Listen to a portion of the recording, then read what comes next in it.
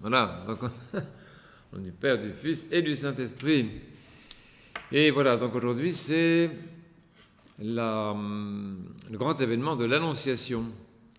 Le grand événement de l'Annonciation, c'est pas rien, parce que c'est le jour où le Christ est glorifié, exalté, oui, glorifié à la droite du Père. C'est un moment magnifique. Et donc c'est bien de faire cette première conférence dans la lumière pas de l'Annonciation, de l'Ascension. L'Ascension, parce que le temps liturgique, ça c'est assez important, le temps liturgique dans lequel on parle a toujours c'est pas une signification, mais une puissance, parce qu'il y a l'énergie du moment liturgique, il y a la grâce de l'événement, oui, liturgique et historique en fait, et cette grâce donc compte dans tous les paramètres qui concourent à une parole utile et enthousiasmante et intéressante. Donc c'est très important. On ne parle pas n'importe quand, même on ne parle pas n'importe où. Ici, on parle dans un endroit qui est sanctifié par les martyrs, cette région de ce quartier de Port-Royal. Il y a plein de personnes qui ont été massacrées pour leur foi. Donc on ne parle pas n'importe où, on ne parle pas n'importe quand. Donc ça. Et j'ai choisi donc avec la proposition de orthodoxie.com, je me suis dit, c'était en parlant aussi avec une amie l'autre jour, on parlait comme ça à bâton rompu, et on s'est aperçu qu'il y a plein de mots, une quantité de mots que les chrétiens utilisent ou qu'ils n'osent pas utiliser, même tellement ils sont blessés. Enfin, donc vous savez, il y a des mots fléchés dans certains jeux. Mais là, ici, c'est pas les mots. Ah, si, c'est les mots fléchés, c'est-à-dire qui ont été blessés par des flèches, en quelque sorte. Des mots qu'on n'ose quelquefois même pas utiliser. Et tellement ils sont détruits, tellement ils sont abîmés, tellement ils sont chargés de malentendus, en fait, de contresens. Je dis ça pour la langue française. Dans les autres langues, la culture roumaine que je connais un petit peu, je pense que ça existe aussi, mais ce ne sont pas forcément les mêmes mots. En France, il y a une histoire religieuse qui est propre à la France, comme tout le monde sait, qui est liée aussi à des erreurs faites par les chrétiens. Donc il y a des hostilités, il y a des blessures, il y a un refus, il y a un rejet du christianisme en France qui est très fort, qui est très violent. Avant la Révolution française et après la Révolution française. Donc tout ceci, ça se manifeste aussi dans la culture et dans le langage. Or, nous sommes chrétiens et nous sommes les chrétiens orthodoxes, non seulement vivant en France, et non seulement francophones, mais également français. C'est-à-dire que nous portons en nous-mêmes et dans notre expérience chrétienne, nous portons aussi les souffrances, les joies, les blessures de notre peuple français, et ces blessures qui justement affectent la culture et donc le langage. Le langage est extrêmement important. Alors, donc je me suis dit, avec cet ami avec qui je discutais, je me dis tiens, ça serait peut-être pas mal de faire un petit lexique des mots blessés, des mots souffrants, des mots mal vus, des mots mal entendus, des mots malséants, des mots des mots qui ont mauvaise réputation, en quelque sorte, ou des mots qu'on n'ose pas employer ou qu'on emploie à tort. Et puis finalement, quand il m'a été proposé de faire ces conférences, je dis tiens, ça va être très intéressant. Je pense que ça peut être intéressant de faire cela. Donc tout le monde a vu, peut-être sur la présentation qui a été faite, ce que je propose, c'est donc en fait de redécouvrir ces mots, de les réinventer, pas seulement de nous réconcilier avec eux, ce qui serait déjà pas mal, mais de les recharger encore, de les réévaluer. Mais ça m'intéresse beaucoup, cette idée de réconciliation. Au fond, nous avons une dette à l'égard des mots, une dette à l'égard du langage. Nous avons besoin de réconciliation, nous avons besoin de demander pardon aux mots, pas seulement aux personnes, mais pardon à la culture, pardon au langage, pardon au vocabulaire, pardon à la langue française. Et c'est donc ce phénomène de réconciliation avec les mots, je pense que c'est très profond. Je me permets de plaider pour ma cause, parce que ça correspond à une purification de la mémoire, une purification de la conscience dans nos trois propres pays. Donc vous voyez que mes prétentions sont assez importantes, hein, que j'attache beaucoup de prix à ce que je vais essayer de présenter. Alors donc j'ai fait une liste de mots que je ne vous dévoile pas tout de suite parce que je veux garder les effets de la surprise, mais j'ai pensé commencer par l'ordre alphabétique, c'est pas plus bête qu'autre chose. Et donc le premier mot auquel j'ai pensé, ou avec mes amis, parce que ça, moi je fonctionne toujours avec les amis. Je suis un être je suis un être grégaire, un être communautaire, et donc tout ce que je fais, les livres, les conversations, les discours, les cours, c'est toujours quelque chose que je fais avec d'autres qui me donnent des idées que je n'ai pas, et puis finalement je refabrique avec ça. Même les homélies, par exemple, on me dit « Ah, ton homélie était super, ben merci », mais en fait, je ne l'ai pas fait toute seule. L'homélie, elle est fabriquée à partir de la confession, à partir d'une conversation que j'ai eue avec quelqu'un. Donc, ce n'est pas à moi, c'est un peu à tout le monde. Et donc, ici, donc, dans la conversation, on est arrivé à un mot qui est le mot ascèse. Alors, ce mot-là, le mot ascèse, ce n'est pas un mot qu'on aime tellement, hein, je veux dire. Et donc, je me plais à prendre ces mots qui sont un peu provocateurs, parce que, a priori, c'est des mots qu'on zappe, hein, comme on dit, ou qu'on met à la poubelle culturelle. Bah, ascèse, ne me parlez pas de ça. Vous avez dit ascèse, quelle horreur, qu'est-ce que c'est que ce mot épouvantable. Et moi, je me charge, avec beaucoup d'enthousiasme, de redécouvrir ce mot et de nous réconcilier avec ce mot. Alors, tout le monde sait très bien que effectivement, c'est un mot qui est chargé par des connotations un peu pénibles, doloristes. Je me suis amusé à regarder dans Le Petit Robert, dans l'édition 1972. Alors c'est intéressant parce que les définitions qui sont données des mots nous renseignent sur effectivement la conscience conscience des gens. Vous voyez, c'est quand même très intéressant. Oui. Et alors, effectivement, où est-ce que je l'ai trouvé, ce mot? Je crois que je l'ai dû le marquer quelque part. Mais enfin, toujours est-il que, et Petit Robert 1970, c'est intéressant, la définition qui est donnée du mot ascèse, c'est une définition qui est double, qui comporte un aspect positif quand même. Il s'agit de l'affirmation de l'esprit, bon, mais la suite de la définition est très intéressante, par le mépris du corps. Donc c'est ça, dans l'ascèse, ce qu'on n'aime pas, et ce qui est véhiculé par ce mot de manière... pas sinistre, n'exagérons pas, mais quand même négative et allergique, disons, ou allergogène, c'est cette connotation hostile à la vie corporelle. Et ça, c'est intéressant parce que ça correspond en fait à un contresens grave, hein, véhiculé par la culture et dont les chrétiens ont la responsabilité. Les chrétiens, dans beaucoup de pays, orthodoxes ou pas orthodoxes, ont laissé penser, ont laissé enseigner que la vie spirituelle serait une sorte de conquête par rapport au corps. Le corps, c'est vraiment l'ennemi à abattre, l'ennemi à vaincre, et quand tu as vaincu le corps, tu peux enfin avoir une vie spirituelle. Or, ceci n'est pas spécialement chrétien. Ce serait plutôt une spiritualité de type stoïcien, étant entendu que finalement les chrétiens tout de même fondent leur vie, leur foi, leur espérance et leur vécu sur la réalité de l'incarnation de Dieu.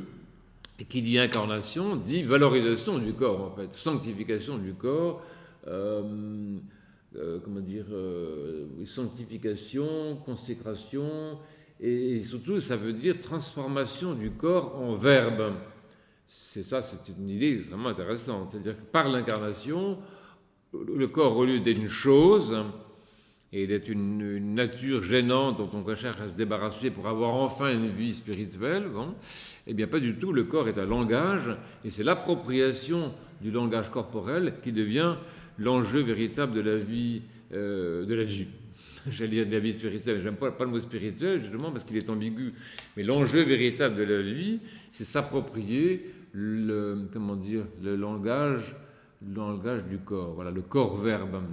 Alors, donc, sans prendre trop de temps là-dessus, donc c'est vrai, il faut admettre tout de même que le mot ascèse véhicule des connotations négatives qui sont liées à l'idée de privation, privation voulue, mais quand même privation, donc de frustration, et éventuellement il y a une certaine connotation héroïque. Évidemment, l'ascète est celui qui héroïquement se prive, se fait souffrir éventuellement lui-même, donc ça va avec austérité, ça va avec macération, avec jeûne, mortification, pénitence, privation. Donc l'ascète, c'est vraiment l'ennemi du plaisir, la frustration, l'ennemi du corps, l'héroïsme, une espèce de surhumanité très suspecte, finalement, et en tout cas une forme de marginalité. L'ascète, dans ce sens négatif, est quelqu'un qui finalement s'isole pour des bons motifs, certainement, mais il y a quelque chose qui est suspect, et je ne suis pas sûr que ce soit chrétien surtout, parce que dans cet effort qui est assez volontariste, il y a plutôt l'idée de maîtrise de soi. Or, la maîtrise de soi, ce n'est pas quelque chose de particulièrement chrétien. Moi, j'essaie ici de parler chrétien. Le Christ ne nous a pas enseigné la maîtrise de soi. Il nous a enseigné la manifestation de l'amour du Père pour tous les hommes, et il nous a proposé de manifester sa joie, de manifester sa vie, manifester sa sagesse, et manifester sa divinité à travers le quotidien et à travers l'expérience que nous avons de la vie. Bon, donc, si vous voulez, c'est vrai qu'il faut comprendre quand, en langue française, on évite ce mot-là ou on l'emploie avec une grimace, quelquefois, le mot ascèse, ascétisme, ascétique, tout ce champ lexical-là, il faut quand même comprendre et admettre que le mot a été un peu usé. Bon, alors après ça, il faut remonter tout de même à la source ancienne du terme, et chez les pères de l'Église, qui sont, comme vous savez, nos maîtres et notre référence, bien sûr, c'est pas tellement le mot qui n'a pas été tellement employé finalement, mais disons la pensée qui va avec est une pensée fondamentale, c'est-à-dire que l'idée des anciens, des pères anciens, c'est que l'être humain a quand même un effort à faire, assez sympathique d'ailleurs, qui permet de comparer le chrétien à des athlètes. Par exemple, saint Jean Climac emploie et reprend de saint Paul d'ailleurs l'expression d'athlète. On parle de guerriers, les chrétiens sont comparés à des guerriers, à des athlètes. Pardon, il y a quelque chose qui est quand même assez sympathique, qui est l'idée qu'être chrétien, c'est manifester de la vie, c'est manifester de l'énergie, c'est manifester une certaine santé, une certaine combativité. Mais derrière cela aussi, je dois dire, même chez Saint-Père, qu'on respecte beaucoup, il y a tout de même une idée que je ne trouve pas très juste, l'idée que le corps serait responsable de tous les maux. Je pense que c'est inexact. C'est inexact. Enfin, ça vient un peu de l'Antiquité, ça vient des Vagres, ça vient des philosophes stoïciens. C'est pas le corps le problème. Et les pères comme saint Jean Climac lui-même d'ailleurs, ou saint Jean Cassien que j'aime beaucoup, le montrent bien. Le vrai problème, ce sont les pensées qui sont dans l'âme. Le pauvre corps, il n'y est pour rien. Le corps est plutôt victime finalement des pensées de l'âme. Donc cette idée que l'ascèse serait une manière de tuer le corps, qui est le corps méchant, au fond le corps c'est le méchant, c'est l'ennemi. Il est dans le rôle de l'ennemi. Bon, je veux bien, mais je ne suis pas sûr que ce soit tellement intéressant. Vous voyez, par exemple, ce bon saint Jean Climac que nous aimons tous beaucoup, bon, il dit « Celui qui a vaincu son corps a vaincu la nature ». Bon, je veux bien. Qu'est-ce que vous voulez? Je ne veux pas vous dire que je ne suis pas d'accord avec saint Jean Climac, parce que c'est un saint canonisé par l'Église, donc il a forcément raison. Mais je me demande si on ne peut pas dire autre chose, et je ne suis pas sûr que ça soit vraiment la pensée évangélique. Mais je ne suis pas sûr. Et, donc, alors après ça, il faut trouver bien sûr la place des grandes expériences qui sont celles du jeûne, de la veille, de la prière, mais les instruments ascétiques qui sont effectivement le jeûne, la veille et la prière, par exemple, ce sont des instruments positifs.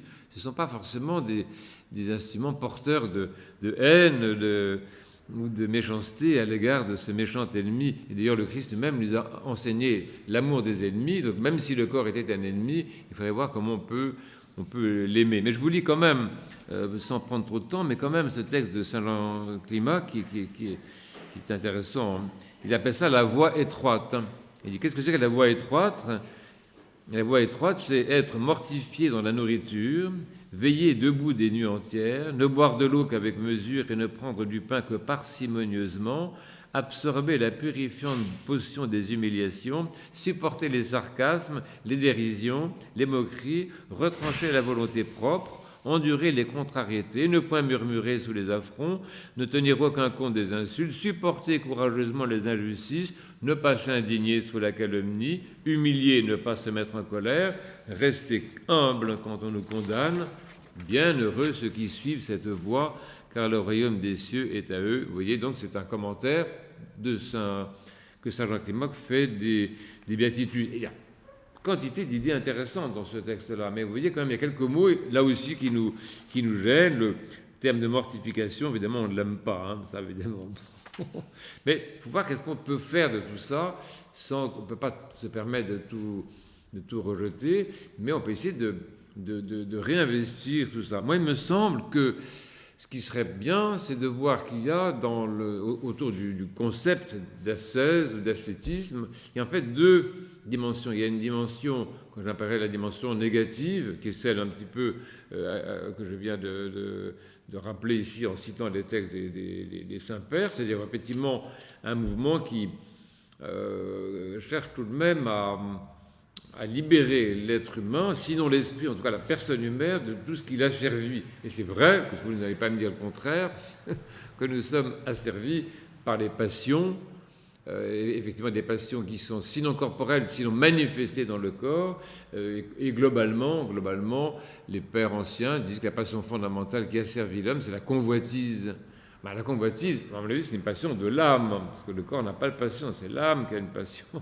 Et cette convoitise de l'âme, qui est une convoitise de la nourriture, qui est une convoitise dans le domaine de la sexualité, qui est une convoitise dans d'autres domaines, qui sont la domination, par exemple. Vous savez qu'il y a dans l'évangile, parce qu'il faut toujours se rapporter à l'évangile, dans l'évangile, il y a les trois grandes tentations que le Christ a rencontrées au désert, et qui sont donc les trois convoitises fondamentales, les trois passions fondamentales qui se rapportent à la connaissance, à la domination et à la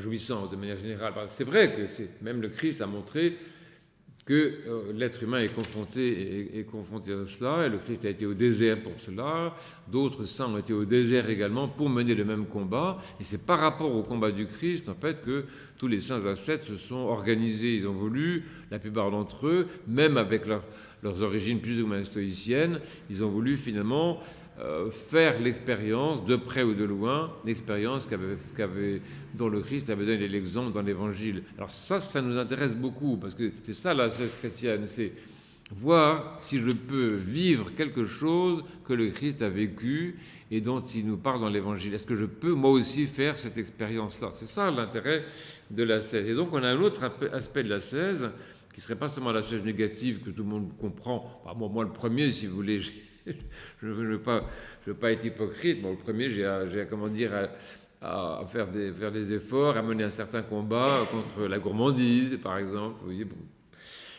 je m'en confesse publiquement devant Dieu et devant vous. Je veux dire, c'est pas bon. Donc je vois très bien où est le problème. Mais ce n'est pas ça qui m'intéresse le plus dans l'ascèse. Moi, je pense qu'il y a un aspect positif dans l'ascèse et que je vais essayer de présenter maintenant.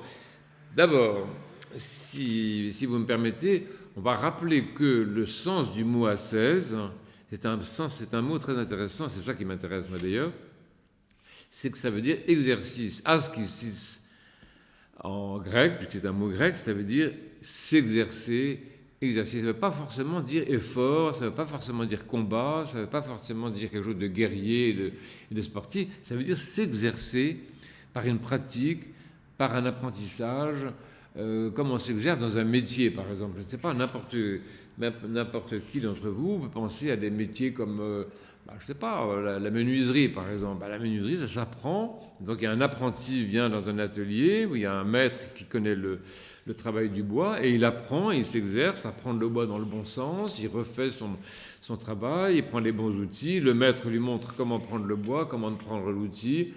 Quand il se trompe, il le reprend, il dit non, et il l'encourage. Mais donc, il y a quelque chose qui est très pratique ici, très très physique, très matériel au fond. Finalement, la vie chrétienne, si on la prend comme ascèse, il y a l'idée donc que je vais m'exercer, que je me sens intéressé à m'exercer à un mode de vie, un mode de fonctionnement qui est le fonctionnement du Christ, qui est le fonctionnement des saints, et je vais apprendre ça non pas dans les livres, mais par la pratique.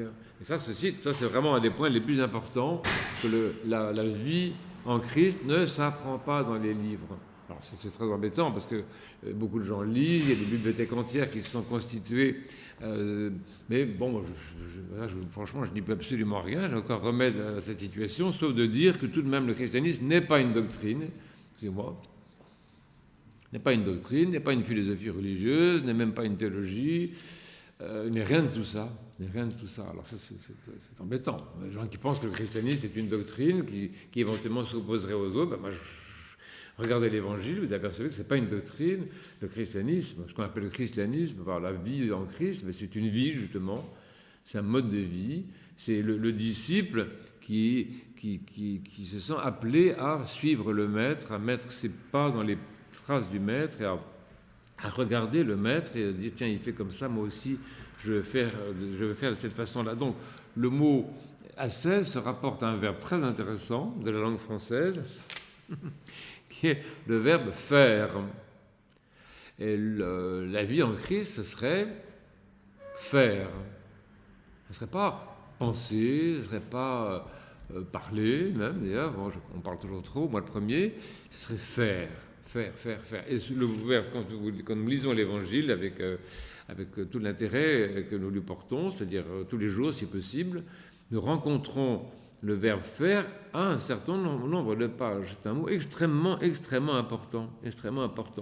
Et on s'aperçoit que dans ce sens-là aussi, l'ascèse, bien sûr, est corporelle, si vous voulez, mais elle n'est pas seulement corporelle. L'ascèse est aussi une ascèse de la conscience, de l'esprit, de l'âme, du corps. C'est-à-dire, je peux m'exercer à avoir des pensées qui sont des pensées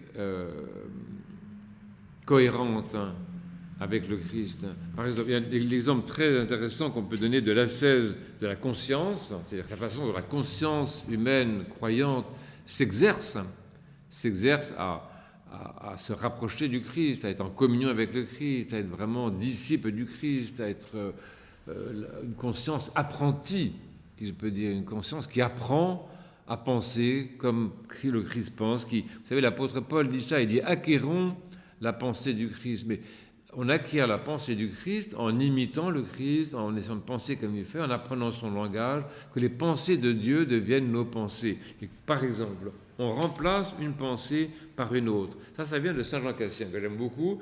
Saint Jean Cassien donne comme méthode, et c'est une méthode ascétique, mais dans le domaine de la conscience et de la pensée, de remplacer une pensée par une autre. Et par exemple, nous avons l'expérience de ça, nous, dans notre vie quotidienne, nous les chrétiens qui vivons au XXe siècle, au XXIe siècle même, qui remercions Dieu de nous avoir mis dans cette époque super intéressante, une époque magnifique, où justement on redécouvre tout, on réinvente tout, on renouvelle l'expérience chrétienne. Enfin, c'est une super époque.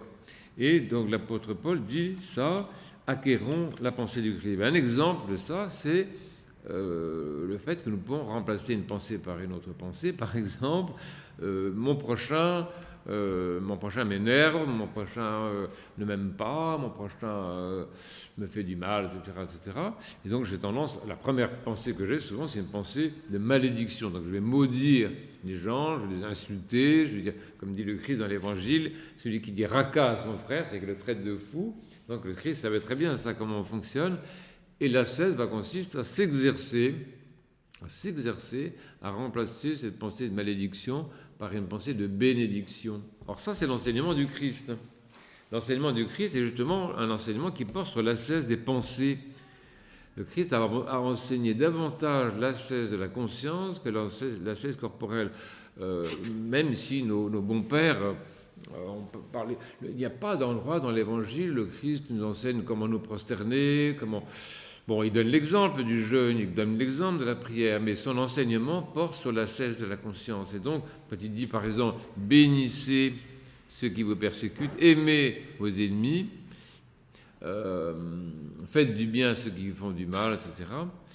Il nous enseigne l'ascèse de la conscience, c'est-à-dire de nous exercer, mais tous les jours, vous voyez, tous les jours, à aimer des gens que nous n'aimons pas ou des gens qui ne nous aiment pas, et ceci pas seulement par une manière volontaire en disant bon, on est jeudi de Port-Royal, à partir de demain par exemple, ou à partir de ce soir, je vais aimer mes ennemis. Bon, j'ai décidé de... Et ça, ce n'est pas exactement... L'ascèse n'est pas un volontarisme, n'est pas une décision simplement de la personne qui, voilà, que d'un point de vue un peu moral, au fond, organise sa vie. Non, l'ascèse, c'est un exercice. C'est-à-dire, ce qui m'est demandé par le Christ et par les bons pères spirituels que nous pouvons avoir, c'est d'apprendre, de m'exercer tout le temps. Et ce que ça veut dire, adopter une forme de prière qui va progressivement remplacer les mots, par exemple, de malédiction par des mots de bénédiction. Et ça entre dans la vie, ça. Par exemple, Seigneur Jésus-Christ, notre Dieu, bénis et sauve ton serviteur, un tel.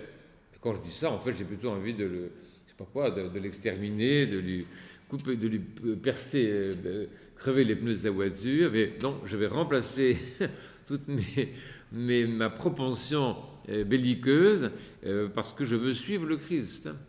Je vais le remplacer par ces pensées de bénédiction et je vais m'y exercer, mais ça peut prendre du temps. Quelquefois, il faut des semaines. Par exemple, dans le cas où quelqu'un aurait du ressentiment à l'égard d'autrui, comment sortir d'une passion, du ressentiment, de la rancune? C'est vraiment super dur parce qu'en fait, on ne veut pas. Alors, il faut donc s'exercer là aussi, introduire par une sorte de, j'appellerais ça une kinésithérapie spirituelle. Vous savez, quand on a un membre malade, on le rééduque en lui faisant faire les gestes appropriés pour qu'il retrouve la souplesse, sa musculation et sa justesse. Moi, j'ai des amis qui ont, par exemple, qui ont fait un AVC, comme ça arrive très fréquemment, qui sont incapables de prendre la lunette sur la table. Donc, il faut se rééduquer pour arriver à attraper l'objet lunette, le saisir, le prendre et le mettre sur son nez éventuellement. Et dans la vie spirituelle, c'est la même chose. Il faut se rééduquer parce qu'il y a en nous des formes de pensée, de comportement intérieur, comme si l'âme était un corps. Moi, je pense que l'âme est très corporelle, en fait. L'âme est très corporelle. Et donc, l'âme se rééduque comme se rééduque un corps en adoptant des gestes appropriés, qui sont des gestes de l'âme, des gestes spirituels, qu'on appelle prière, qu'on appelle langage, qu'on appelle mots. C'est très intéressant, par exemple, éviter tous les mots qui se rapportent à l'obligation. Donc, tout le vocabulaire, il faut, on doit, tu dois, je dois, nous devons, tout ça remplacé par le verbe pouvoir. Ça aussi, c'est très intéressant parce qu'à partir du moment où je remplace devoir par pouvoir, j'entre dans une liberté, alors que le mot devoir va me contraindre. Alors, je peux aimer des gens que je n'aime pas, c'est pas que je dois. Je peux, je suis invité, je suis appelé parce que j'ai envie de m'approcher du maître qui est le Christ. Donc j'avance un petit peu là-dessus. Donc on s'exerce à vivre comme le Christ, à vivre en lui, à pratiquer ses commandements et, comme il le dit lui-même, à faire la volonté du Père. C'est le grand mot du Christ, ça. Le Christ dit, qui sont mes frères, mes sœurs, ma mère, ça, sont ceux qui font la volonté du Père. Et disons, nous osons dire dans notre Père qui est aux cieux, que ton nom soit sanctifié, que ta volonté soit faite. Nous osons dire cela. Donc il faut bien quand même savoir que l'ascèse, c'est cela. C'est pas seulement dire à Dieu que ta volonté soit faite, comme s'il allait lui le faire, et puis nous on reste les bras croisés dans son fauteuil en attendant que Dieu, allez, vas-y, que ta volonté soit faite, on regarde par la fenêtre, qu'est-ce qui se passe dans la rue. Non, ça c'est pas ça. Celui qui dit à Dieu que ta volonté soit faite, il se sent engagé à la faire lui-même. Si je dis que ta volonté soit faite, c'est-à-dire, c'est donne-moi aussi la grâce de faire ta volonté. Or, faire la volonté du Père, c'est ça l'ascèse. S'exercer à la pensée divine, s'exercer. Et puis, alors, je voudrais dire que ça peut être dans le domaine de la pensée théologique, par exemple. Qu'est-ce que ce serait que l'ascèse sur le plan de la pensée? pas seulement sur le plan de la conscience, comme je le dis à l'instant, remplacer une pensée de mort par une pensée de vie, mais par exemple, quelque chose qui est très de type ascétique, c'est la pensée théologique. Par exemple, arriver à penser l'antinomie Dieu-homme. C'est que le Christ est Dieu-homme, que Marie est mère et vierge. Bon. C'est impensable. Or, ce domaine de l'impensable qu'on appelle l'antinomie dans le domaine en théologie, c'est le caractère ascétique. Parce que l'être humain n'a pas, du point de vue naturel, la possibilité de penser des contradictions. Alors, on dit, bah, attends, le Christ, il est ou Dieu ou homme. Là, voilà, tout le monde sait ça. La Vierge, bah, elle est vierge ou mère. Ne nous embête pas avec les histoires extraordinaires. Et nous, les chrétiens, nous disons, non, c'est pas ou, c'est et. Or, simplement le fait d'introduire et, là on mettait ou, ça c'est de type ascétique. Hein. Donc ça veut dire que l'ascèse ou l'ascétisme, ça se rapporte.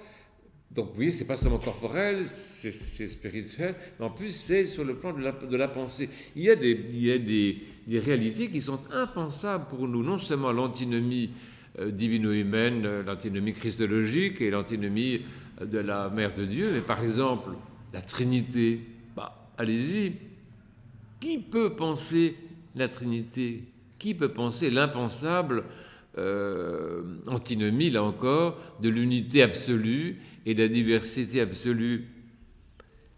On est dans le domaine de l'impensable. Or, toute notre école spirituelle, toute notre vie dans l'Église, toute la tradition de l'Église, justement, nous amène, pas nous oblige, mais nous invite à nous exercer à penser le Christ Dieu et homme, à penser Marie Vierge et Mère, et à penser le Père, le Fils et le Saint-Esprit, Dieu unique. Donc vous voyez, c'est très très intéressant.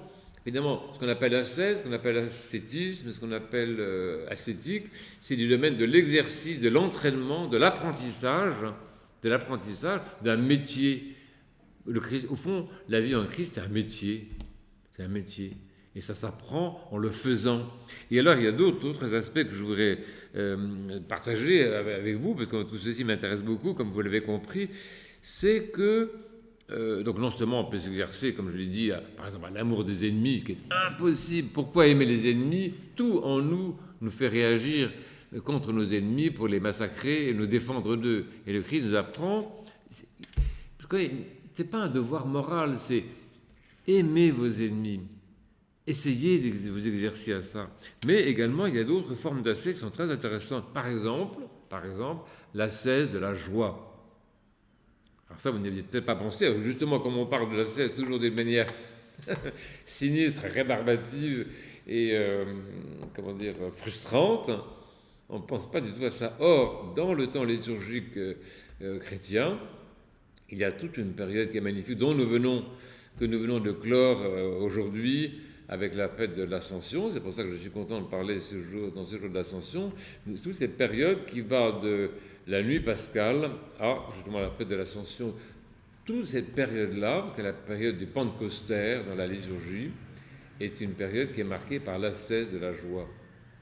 C'est-à-dire s'exercer tous les jours, à conserver la joie pascale qui nous a été donnée, à garder sa lampe allumée, mais à garder dans son cœur surtout la ferveur pascale. Et c'est une ascèse, parce que c'est loin d'être automatique. La preuve en est que beaucoup d'entre nous, une fois la semaine radieuse passée, tout le monde retourne à ses habitudes antérieures.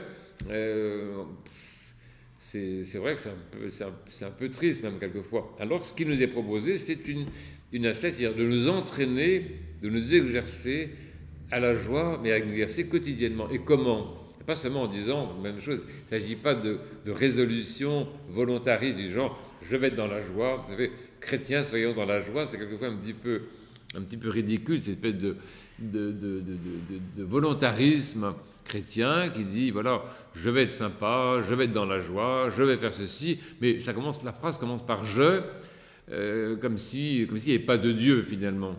Il faut se méfier des formes d'ascèse dont Dieu est absent, parce qu'on peut très bien être un grand ascète et totalement athée. On peut être un très bon ascète et avoir une ignorance totale de la divinité. Ce n'est pas forcément lié à la croyance. C'est pour ça qu'il faut faire extrêmement attention de ne pas laisser nos formes d'exercice se priver de Dieu. Et Saint Jean Climac, pour revenir à lui, dit dans un de ses chapitres de l'Échelle sainte, il dit « Méfiez-vous, parce qu'il y a aussi des personnes qui essayent d'arriver à une sorte de but, à une paix intérieure, un équilibre intérieur, une victoire sur les passions, etc., mais sans Dieu. Et donc l'enfer est peut-être rempli d'ascètes qui se sont, comment dire, réalisés du point de vue ascétique, mais sans aucun amour pour Dieu, sans aucune considération pour Dieu, sans aucun désir de nous approcher de lui. Mais nous les chrétiens, c'est autre chose. Nous pratiquons les différentes formes d'ascèse parce que nous voulons être unis au Christ, nous voulons vivre ce que vit le Christ. Vous savez qu'il y a 2 livres dans notre bibliothèque quand même, parce qu'on parle quand même des livres, 2 livres qui portent presque le même titre. C'est le « Ma vie en Christ » de Saint Jean de Kronstadt et « La vie en Christ » de Saint Nicolas Cabasilas. Donc c'est quand même intéressant, ces expressions qui étaient employées par les saints-pères, la vie en Christ.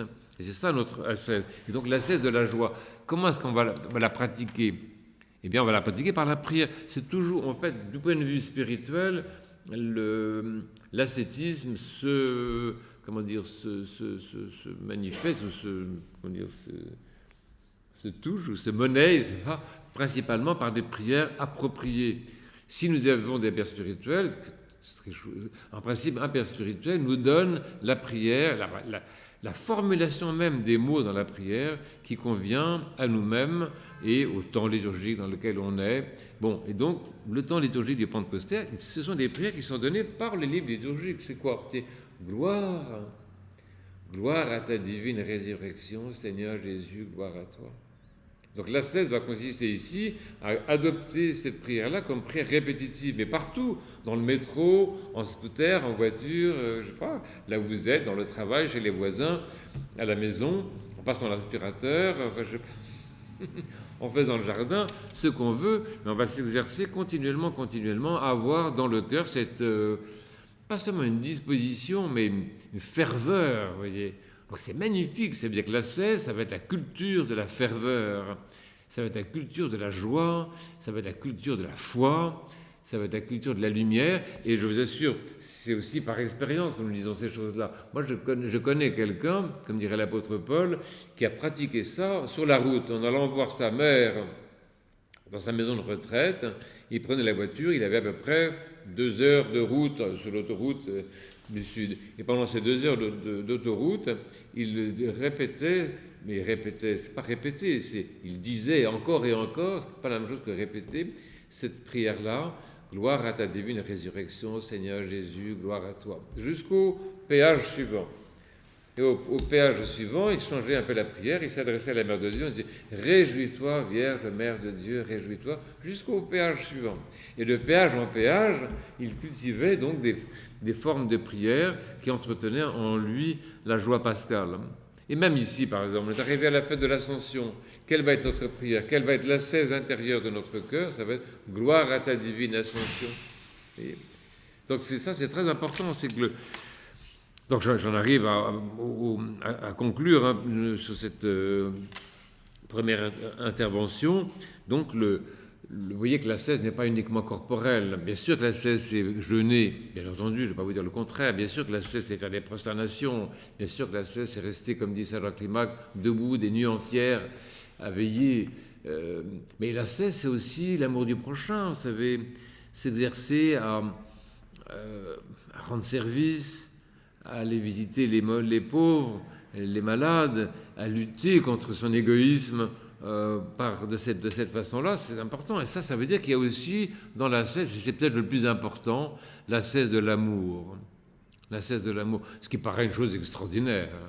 Mais ça vient du fait qu'en fait, l'être humain n'a pas la capacité d'aimer comme ça de manière naturelle. Ce n'est pas si simple. Dieu seul est amour.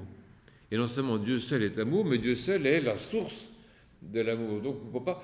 C'est très difficile de dire, bon, voilà, à partir de demain, je vais aimer un tel ou une telle. Mais comment est-ce que je vais m'exercer à aimer? Puisque le Christ me dit, vous savez, ça part des commandements. Le Christ me dit, aime ton prochain. Ah oui, mais je ne l'aime pas. Aime tes ennemis. Oui, mais je n'aime pas mes ennemis. Qu'est-ce que c'est cette histoire? Donc comment est-ce que je vais appliquer ce commandement? Comment est-ce que je vais obéir à cette parole du Christ? Comment est-ce que je vais m'exercer? Et alors effectivement, il y a un enseignement chez nous, chez nos pères, qui nous disent ça, qu'on acquiert l'amour pour autrui en s'y exerçant, d'une part par la prière. Principalement, j'ai remarqué là aussi par expérience qu'en priant pour des personnes, en les bénissant, en leur souhaitant tout le bien qu'on ne leur souhaite pas, s'exerçant justement à les bénir. Vous savez, il y a un cas très particulier que je peux vous donner, parce que ça correspond à l'expérience. J'ai une amie qui, dans le cadre de la confession, me dit, écoute, je suis bouffé par la jalousie. Bon, je dis, écoute, on va voir. Déjà, commence par confesser ça, parce que c'est un grand péché, la jalousie. Il faut que tu sortes de ça, que tu demandes à Dieu de te pardonner ça. Et après ça, c'est pas le tout d'être pardonné. Qu'est-ce qu'on va faire? Alors c'est là qu'arrive la 16. Eh bien, la 16 est très intéressante. C'est que celui qui veut sortir de la jalousie, il va sortir par la louange. Parce que c'est l'inverse.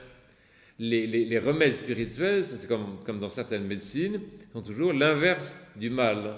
Donc, qu'est-ce que c'est que la jalousie? C'est être affligé de voir deux personnes qui s'aiment, par exemple.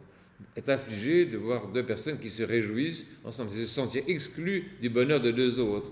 Et la 16 va consister ici à bénir Dieu, pour dire à Dieu, gloire à toi pour tes serviteurs, un tel et un tel.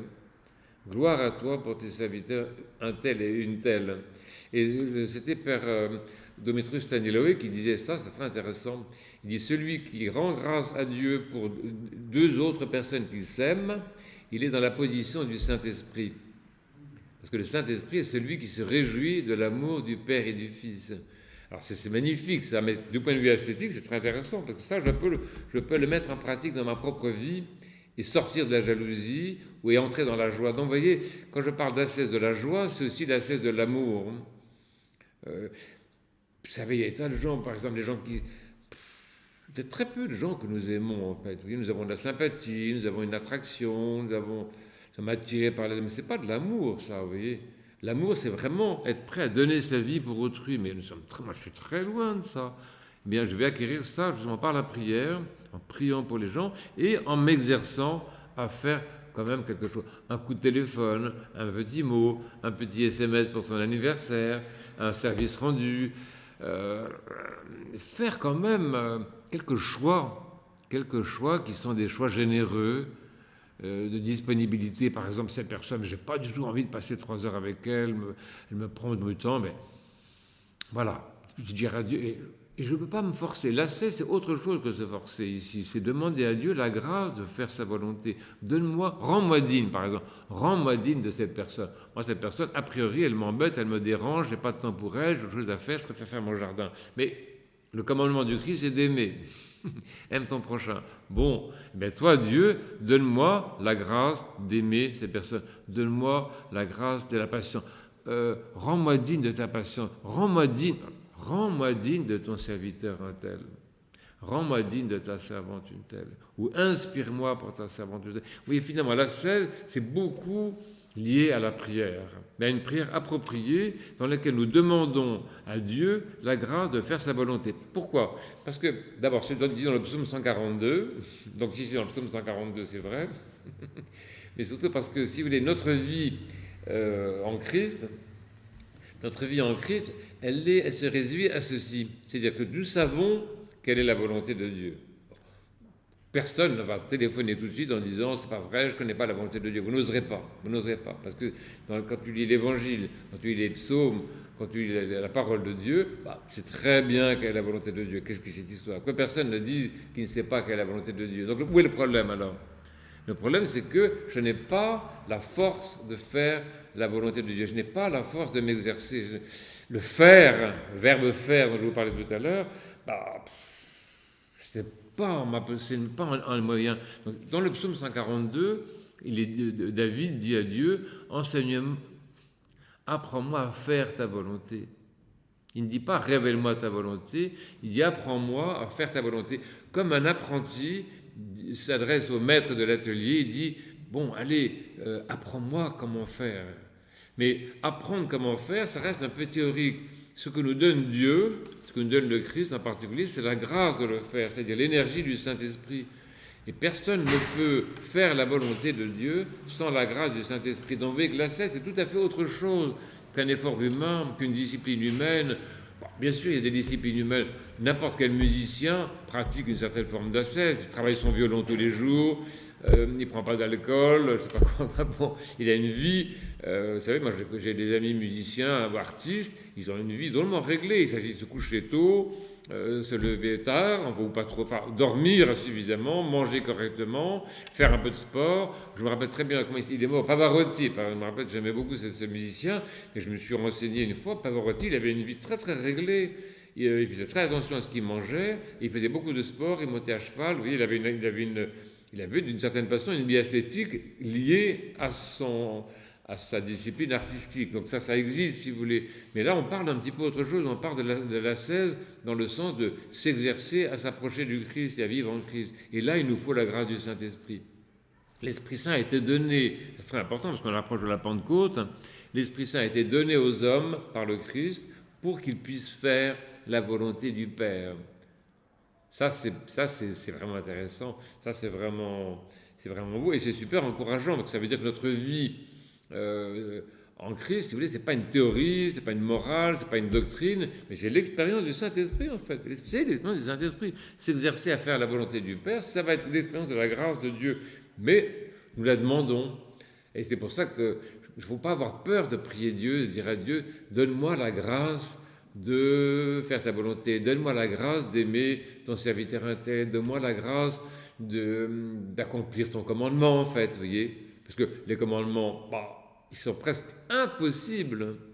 Aimer ses ennemis, c'est impossible. Pourquoi? Parce que tout en nous, comme dit Saint Maxime le confesseur, tout en nous fonctionne sur l'instinct de conservation, l'instinct animal de conserver sa vie devant un ennemi qui nous menace. Donc c'est tout. Donc pour sortir d'un comportement animal et entrer dans un comportement humain ou même divin, il nous faut une grande aide de la part de Dieu. Donc vous voyez, j'espère vous avoir réconcilié avec ce mot d'ascèse. Vous allez retenir ça parce que c'est passionnant, vous allez peut-être le mettre en pratique. Et donc ça veut dire s'exercer, d'accord?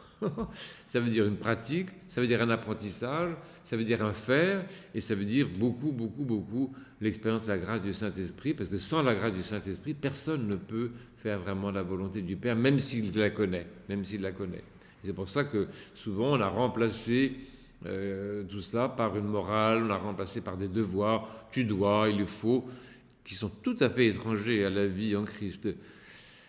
Le Christ n'a pas enseigné ça, il a enseigné un mode de vie. Il a montré, il a dit, faites comme je fais. Par exemple, dans l'évangile qu'on lit le jeudi saint, il dit, bon, je vous lave les pieds, les enfants, mais faites comme je fais. Ou alors, faites ceci en mémoire de moi. C'est l'Eucharistie. Et constamment comme ça. Et c'est ça qui nous intéresse, vous voyez. Une ascèse qui soit une pratique, qui soit un exercice quotidien, et je dirais des travaux pratiques, constamment des travaux pratiques d'évangile. J'ai été voir hier une grande malade dans un hôpital qui est un hôpital pour sclérosés, et cette personne a une sclérose en plaques depuis des années, donc c'est une vie extrêmement... Or je vois comment vit cette personne-là, une personne chrétienne, une membre de notre paroisse, comment elle vit sa foi, et comment dans le contexte extrêmement difficile dans lequel elle se trouve, elle garde la foi, elle apprend à bénir les personnes qui ne sont pas toujours très gentilles, le personnel qui est impatient, les insultes même des autres. C'est pas le paradis, hein, un établissement comme celui-là, parce que tout le monde est un peu à bout de force. Et comment elle vit là-dedans, comment elle s'exerce justement, comment elle fait des travaux pratiques d'évangile tous les jours, là où elle est, vous voyez. Revenons à un christianisme pratique. Revenons à un christianisme d'expérience, revenons à un christianisme de terrain, en quelque sorte. Vous voyez, c'est vraiment intéressant. Merci. Pardon.